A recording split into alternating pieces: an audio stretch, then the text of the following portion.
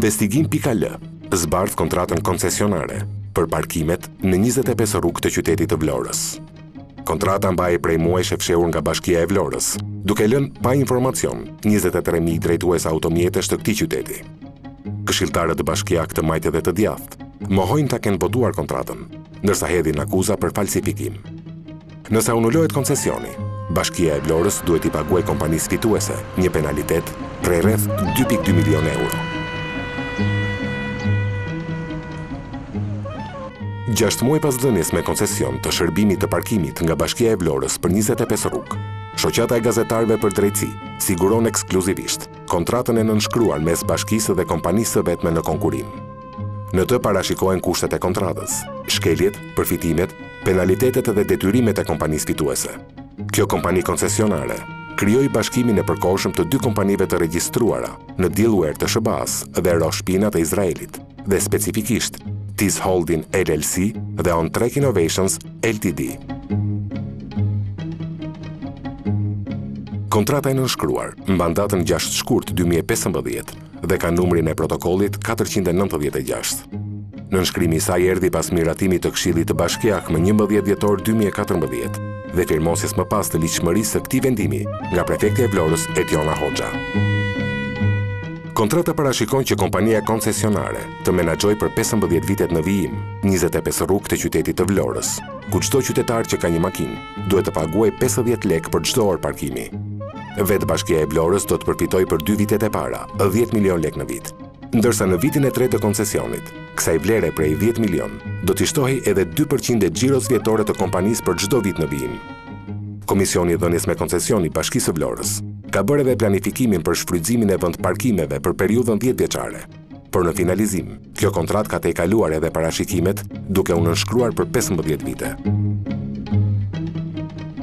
Për shkelje të kushteve të dhënies me koncesion, flet edhe kontrolli i lartë i shtetit pas auditit të bërë në mars 2015, ku rezultoi se në kontratë parashikohet dhënia me pagese edhe gjatë ditës së shtunë të parkimit në Vlorë vetëm për 13 rrugë. Por komisioni këtë nuk e kishte parashikuar, megjithse kontrata i ka të përcaktuara edhe rrugët edhe oraret. Por vetëm në këtë pikë, sipas kontrollit të lartë të shtetit, i shkaktohet dëm buxhetit të bashkisë 218 milion lekë të reja për periudhën 10 vjeçare të koncesionit. Pasi këto para përvetësohen nga kompania vetëm nga mosllogaritja e ditës së shtunë nga Komisioni i Bashkisë për koncesionin. Kontrata është favorizuese për kompaninë, nisur nga termat e referencës, pasi flet edhe për angazhimin e policisë bashkiake në zbatim të projektit, nëse do të ketë problematik në terren.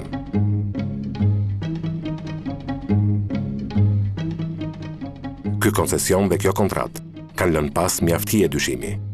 Por me një procedurë të dyshimt dhe jo të qartë, kjo kontratë koncesionare ka kaluar edhe në Këshillin Bashkiak të Vlorës.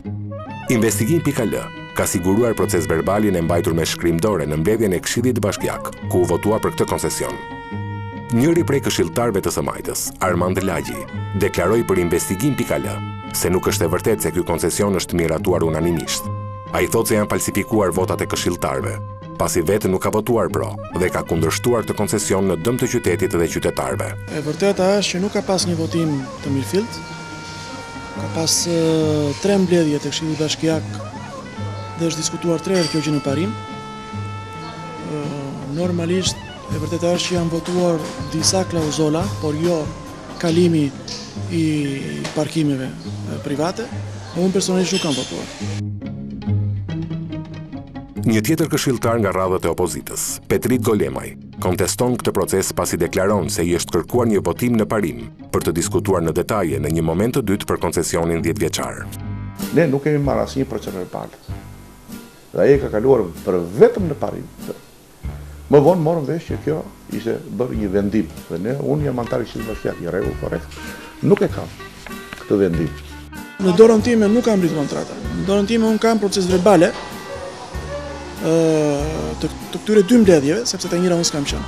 Mirë socialistët që duhet vjenin në rresht, por ne të tjerë të opozitës, se kishim dorë në allëqi, do të jepnin votën që nesër ne të pagonim këto lekë, ase bëja kur. Minet e Majtët në thonjza votuam në turn, po të Djathët, unë nuk dua të flas në emër të këshilltarëve të tjerë që t'jap emra, por është e verifikueshme, ka pas të Majtë që kanë qenë kundra, ka pas të Djathtë që kanë qenë kundra. Ne nuk kemi marrë asnjë proces verbal. Dhe ai ka kaluar për vetëm në parim. Më vonë morëm vesh që kjo ishte bërë një vendim. Dhe unë jam antar i Këshillit Bashkiak, i rregull, korrekt. Nuk e kam këtë vendim. Nuk ka pas votim të drejtë për këtë çështje. Kjo është 100% e sigurt. Ajo që duhet të legjitimonte këtë proces ishte prefektja e Vlorës, Etjona Hoxha.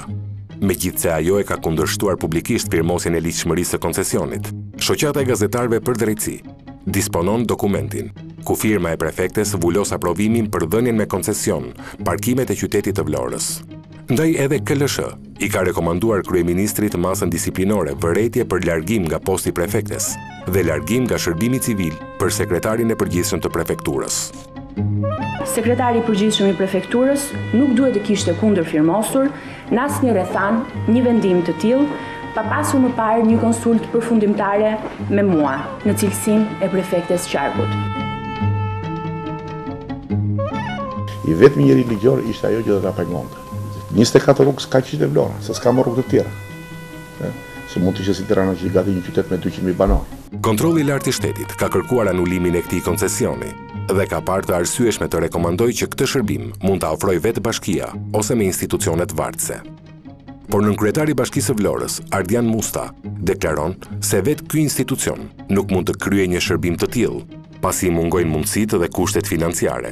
Madje sipas tij, ky koncesion ishte parashikuar që në vitin 2005.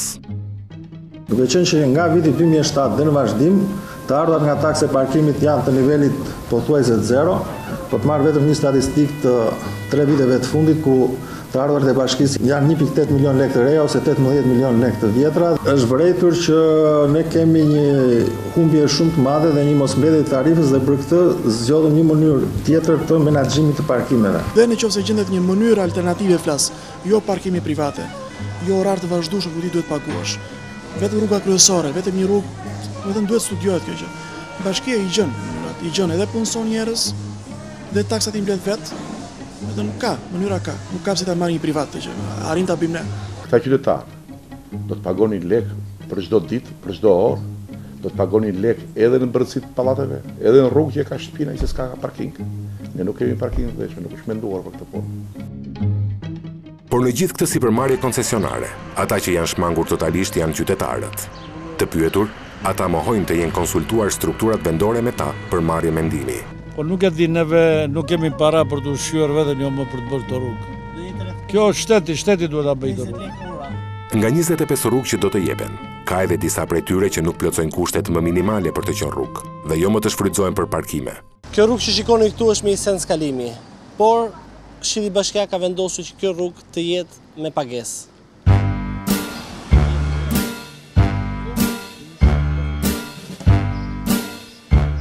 Kjo është një tjetër rrugë e ngushtë, rrugë lagjerit të themi, ku qytetarët e Vlorës do të ushtrohen pagesës për të parkuar makinën e tyre.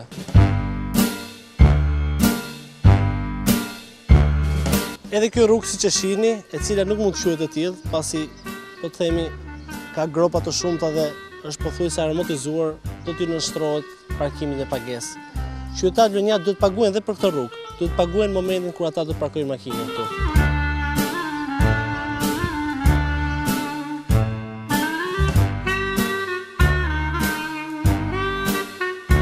Parkimi me pagesë të bëhet në rrugë atëre kur shërbimi të jetë i organizuar në vende të caktuara ku populli dhe biznesi të punojnë normalisht. Që do të thotë që kjo rrugë nuk plotëson parametrat. Kjo nuk bëhet fjalë fare, kjo është rrugë, kjo është për gomer, jo për makina. Më fal, as për gomer se thyen thot ato thundrat. Nuk jam në dieni, po çati pagose. Atë jeni mirë. Kjo rrugë është no comment, hajde vëlla, mirupafshi. Po pse mund të thoni rrugë se rrugë? Kjo nuk plotëson parametrat. Jo s'plotëson parametrat, po s'ka kriter të përshtatshëm dhe plusi nuk duket asfalti, është vetëm çakull. Po të bëhet sa më shpejt. Po bëhet pagesë. Po të bëhet një rrugë, se s'është rrugë. Plotëson parametrat për të bërë. Po si plotëson? Ju jeni dakord që të paguani për 5 lekë ora? Por jeni dakord të paguajmë çdo gjë. Ju mendoni se kemi pasurotar ke shtetit, rrugën e kemi me gjitha standardet, çana mungon edhe. Ju jeni dakord?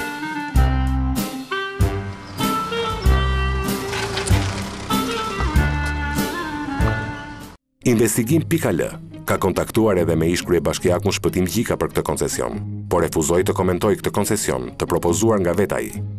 As krye bashkiaku i ri i zgjedhur, Dritan Leli, nuk ka pranuar të kthejë një përgjigje për këtë çështje. madje listës së refuzimeve i janë shtuar edhe deputetët e zonës, Koçoko Gdhima dhe Arben Ristani.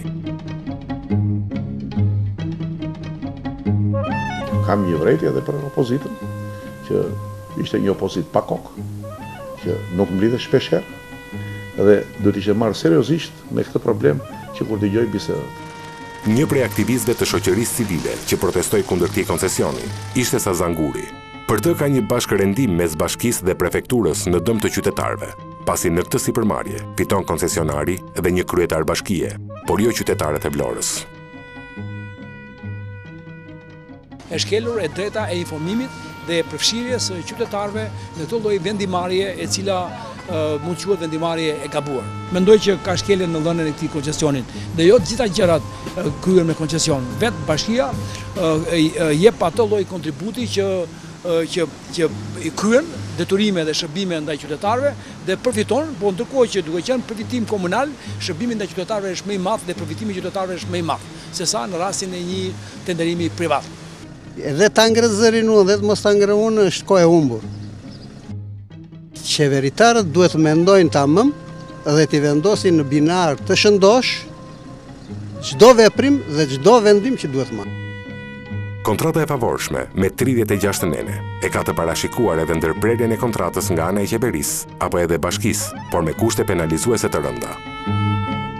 Në nenin 21 të kontratës parashikohet edhe ndërprerja për shkak të interesit publik nga bashkia, por aty specifikohet se koncesionari duhet të dëmshpërblehet për investimet e kryera apo palët e treta nën kontraktore. Ndërsa në nenin 29 të kësaj kontrate, parashikohet edhe kompensimi që bashkia duhet i bëj koncesionarit për periudhën e mbetur të koncesionit, referuar të ardhurave sipas një plani të biznesit, plus penalitet të 10% të kësaj shume.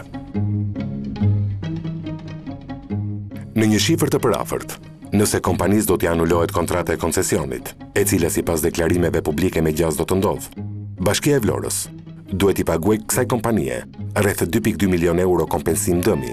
E gjithë kjo do të paguhet nga taksapaguesit vlonjat. Në rast mosmarrëveshje për zgjidhjen e kontratës, kompania i drejtohet gjykatës së arbitrazhit të dhomës ndërkombëtare të tregtisë në Paris. Nëse do t'i duhet vota ime, vota ime, unë e kam thënë dhe në 2011, unë do votoja për mirën e kreditimit. Po kjo s'ishte e mirë e kreditimit, kjo që unë jam kundër.